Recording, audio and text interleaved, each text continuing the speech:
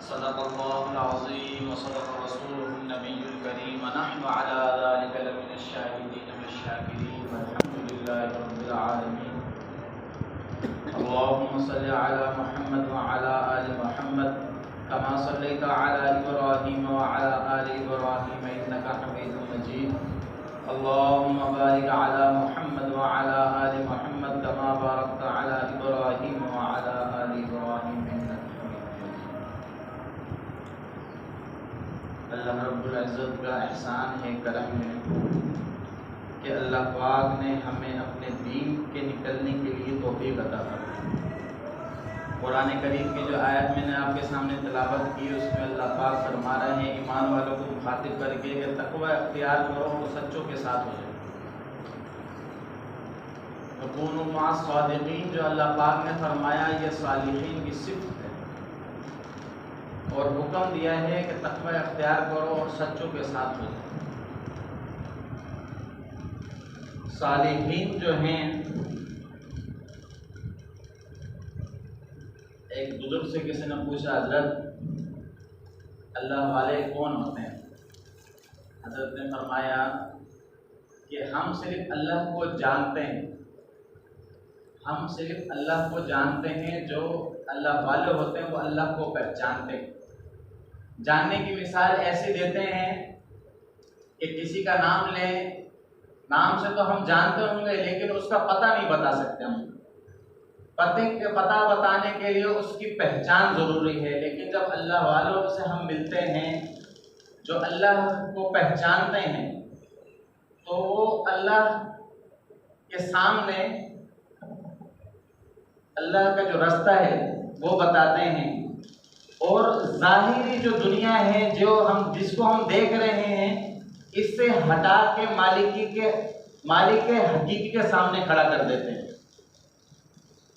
جس طرح ایک نماز ہم پڑھتے ہیں جس میں نہ ہمیں رکوع کا پتہ چلتا ہے نہ قیام کا پتہ چلتا ہے، مولوی صاحب نے کون سی سورت پڑھی یہ ہمیں نہیں پتہ چلتا، رکوع میں کیا کیا اس میں، یعنی کہ ہم اپنی نماز کے اندر بھی جب اللہ اکبر امام صاحب کہتے ہیں تو دل ہمارا باہر ہوتا ہے، اپنے معاملات میں ہوتا ہے، اپنے مسائل کے اندر ہوتا ہے.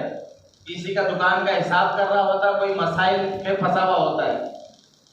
حالانکہ مالک حقیقی اللہ کے آگے ہم سامنے کھڑے ہوں اور حضور کی کیفیت نہ ہو تو وہ نماز قبول نہیں ہوتی. کیونکہ آپ صلی اللہ علیہ وسلم کے حدیث کا مفہوم ہے کہ جو حضوری کی کیفیت میں نماز ہے وہ قبولیت ہے. لا صلاۃ الا بحضور القلب، یعنی حضوری کی کیفیت ہونی چاہیے. ایک مولانا صاحب بہت بڑے اللہ والے تھے، علماء کی بہت بڑی جماعت بیٹھی ہوئی تھی. حضرت نے ایک حدیث پڑھی، علماء رونے لگے. تو ایک عالم نے حضرت سے پوچھا حضرت ہم تو روز یہ حدیث سنتے سناتے ہیں، پہلے کبھی ہمیں رونا نہیں آتا، آپ نے یہ حدیث پڑھی تو ہم رونے لگے، اس کی کیا وجہ ہے؟ حضرت نے فرمایا کہ جب ایک دل میں آگ لگی ہوئی ہوتی ہے، جب وہ یعنی درد جس دل میں ہوتا ہے، جب وہ کوئی بات سامنے والے کے اوپر کرتا ہے تو وہ اثر رکھتی ہے. اس کی مثال ہمارے حضرت جی دامت برکاتہم عالیہ ایسے دیتے ہیں کہ جب بندہ خود محنت کرتا ہے اور محنت کرتے کرتے اللہ کو راضی کر لیتا ہے تو وہ جب کوئی عمل خود کر رہا ہوتا ہے اور سامنے والے کو وہ عمل بتاتا ہے تو وہ اثر کرتا ہے. جس طرح ایک ساتھی نے ہمارے حضرت سے سوال کیا کہ حضرت آپ نے مجھے ایک عمل بتایا، اس کا اثر فوراً ہوا، مجھے اس کا رزلٹ آیا فوراً، حالانکہ یہ عمل میں پہلے بھی کر رہا تھا اور کوانٹٹی میں بھی زیادہ کر رہا تھا. حضرت نے فرمایا کہ جب شخص جو بتانے والا ہوگا وہ 3 تسبیح کرے گا اور جب وہ آپ کو 1 تسبیح بتائے گا تو وہ اثر کرے گی.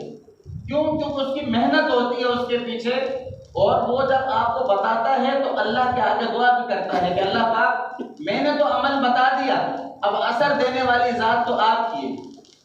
تو جب ہم اللہ والوں کے ساتھ ہو جاتے ہیں تو صحبت کا بہت زیادہ نفع ہوتا ہے. جیسے بالفرض ایک پنکھا ہم چلاتے ہیں تو یہ پنکھا تو ایک شخص کے لیے چلتا ہے، لیکن نفع جو آگے پیچھے جتنے ہی ساتھی بیٹھتے ہیں، حضرات بیٹھتے ہیں، سب کو نفع ہوتا ہے.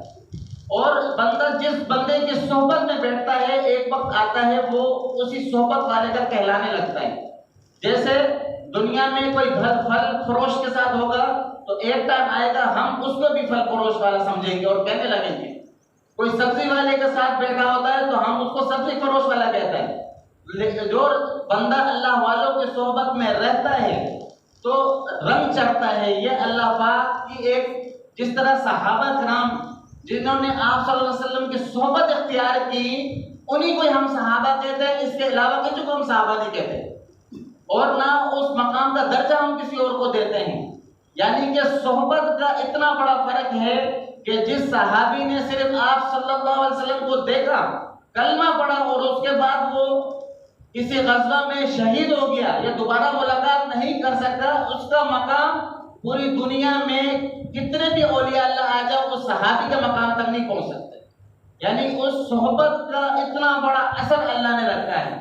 پھر صحبت صحابی ہم جو کہتے ہیں، حالانکہ وہ قاری بھی تھے، عالم بھی تھے، لیکن ہم صرف صحابی کا لقب کیوں دیتے ہیں؟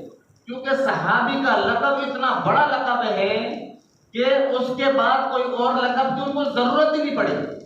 حالانکہ وہ مجاہد بھی تھے، وہ قاری بھی تھے، ہر چیز میں آپ صلی اللہ علیہ وسلم کے صحبت یافتہ تھے اور ماہر تھے، لیکن ان کو صحابی کیوں کہا جاتا ہے؟ اس کی وجہ یہ تھی کہ آپ صلی اللہ علیہ وسلم کی صحبت اختیار کی. تو صحبت جو ہے یہ بڑی ہی انمول چیز ہے. اسی لیے اللہ پاک نے قرآن کریم میں جو ارشاد فرمایا کہ سچوں کے ساتھ ہو جاؤ، سچے لوگ صالحین کی جماعت کے ساتھ ہو جاؤ، تاکہ جب ہم اللہ کا ایک حکم مانیں گے تو اس کا جو نفع ہوگا کہ ہمیں دوسرے حکم کا بھی اللہ کا ماننے کی توفیق آئے گی.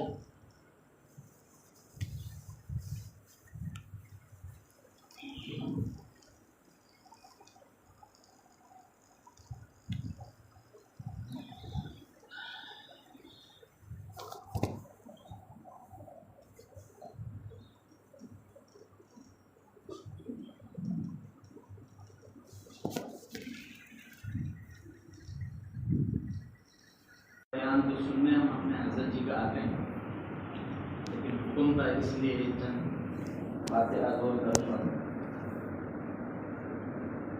تو عرض یہ کر رہا تھا کہ صحبت کا جو نفع ہے وہ انسان کے ظاہر پہ بھی ہوتا ہے اور باطن پہ بھی ہوتا ہے.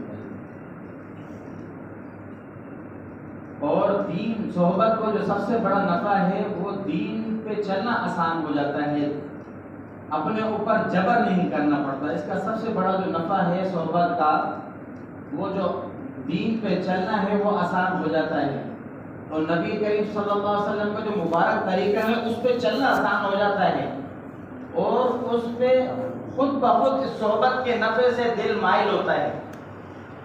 اور اس کا جو سب سے بڑا نفع ہے کہ بندہ ذاکر بن جاتا ہے، غافلوں سے نکل کے ذاکرین میں شامل ہو جاتا ہے.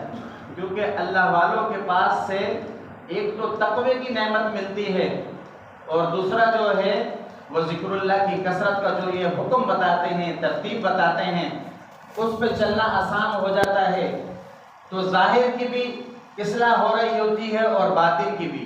اور جب باطن کی بندے کی اصلاح ہو جاتی ہے تو اللہ پاک کے جو حکم ہیں اس پہ چلنا آسان ہو جاتا ہے اور اللہ پاک کے دین پہ چلنے کو دل چاہتا ہے.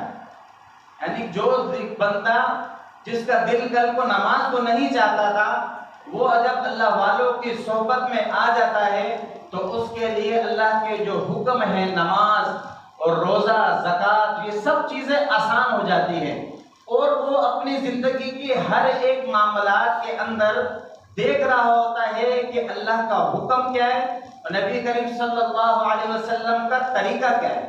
اس صحبت کا بہت زیادہ نفع ہوتا ہے.